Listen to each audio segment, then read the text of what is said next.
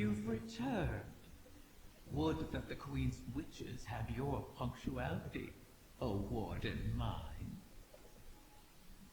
The Techyans have started work on the Lodestone, but they can't finish it without help.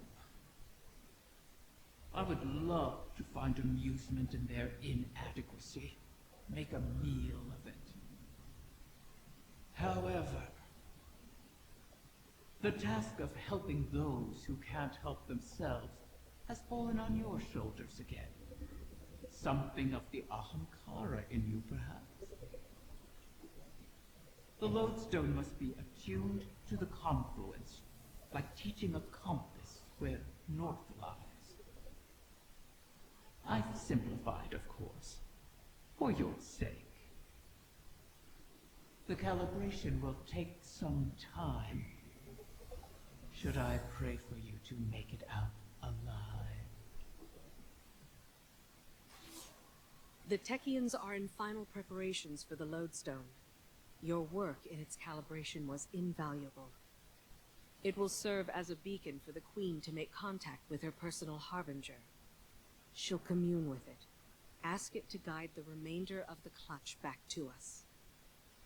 It's the last of its kind.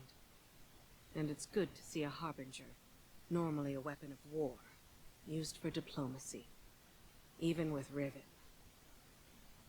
In the past, the pinnacle of the Spine of Keres provided the open sky the Queen needed for this communion. It will suffice again. But the Taken can test that region, as they have since Riven's curse rang out. They will hinder your every step. So cut through them, secure the spine, and the Queen will do the rest. I heard you over the comm channels. I am sorry that we are forced to entreat with Riven.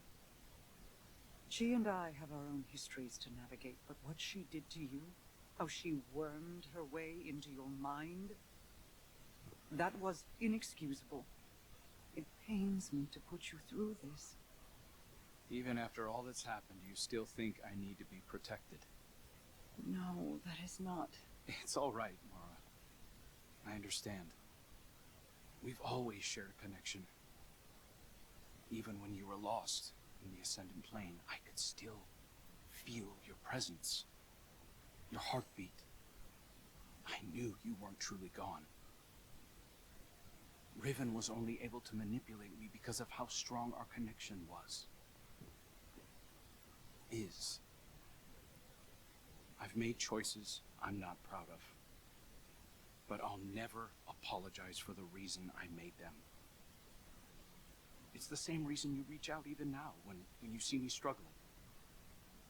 You're my sister. Nothing can break that bond. Not death, not Riven, not even the light. Like Aga and Rhaega, finding each other in the storm. Yeah, well, all that we've been through, that's no fable. We stood together as the world collapsed around us. And we'll stand together again.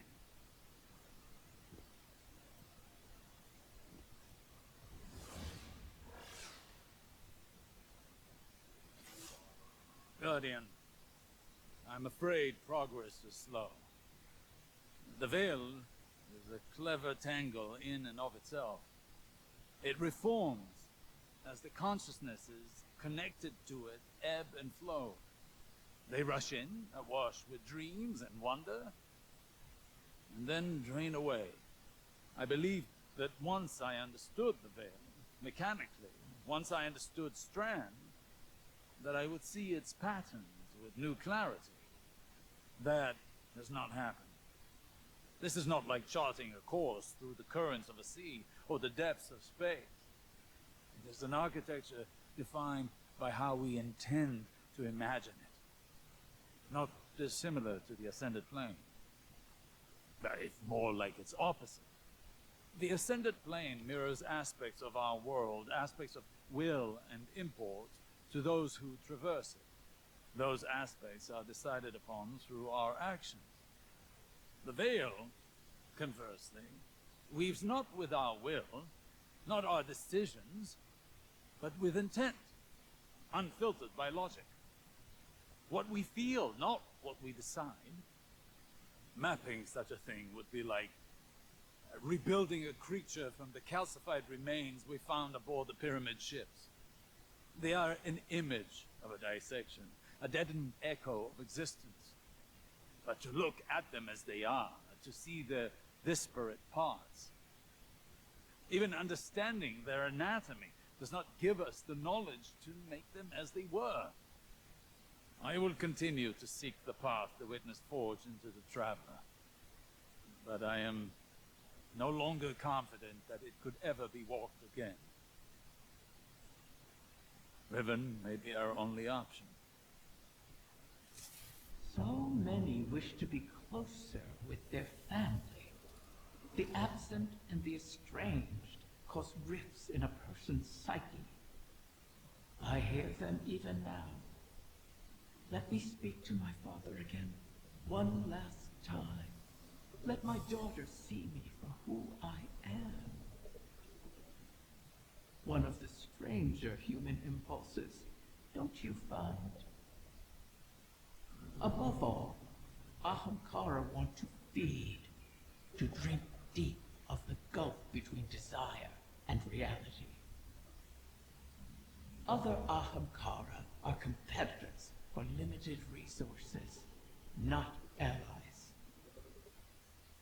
The only exception is a mate. Sometimes we reach beyond ourselves. Perhaps if we stood by one another more, we'd have survived the great hunt. If we were a little more human. But that bargain is not within our natures to make. Osiris, are you on this channel? I am. Quite frequently these days. How may I assist the Queen's wrath? A personal matter. I was hoping you could tell me about your experience with Strand, how it's affected you. Strictly research, but it is fascinating. We know you've learned to wield it. Who told you this? Mara. The rumors are true, though I am still only a figment of my former self. That's understandable. But your worth was never seated in the light. It's in your mind. I imagine I'm not unlike one of your Techians, then. If I'm not mistaken, the Queen mentioned you trained as one yourself. A long time ago, without much success. Though my sister, Pinar, excelled in her training. She was the pride of Amethyst. I was not. But, even with that power, she couldn't stop the House of Wolves from raising our home. I joined the Corsairs shortly after, to hunt the wolves down. Loss has a way of shaping us all. And clouding us. I thought the decisions I was making were the ones required of me. A kind of honor-bound reaction to pressure. I burned bridges across the reef on my hunt. Without Mara, I'd be an outcast. Now, seeing the new coven, having their respect, their trust, I can do more than just react. Maybe I can tap into that training for something progressive, as something other than a Techian, for the benefit of our people. I've learned that failure is not a lacking within us.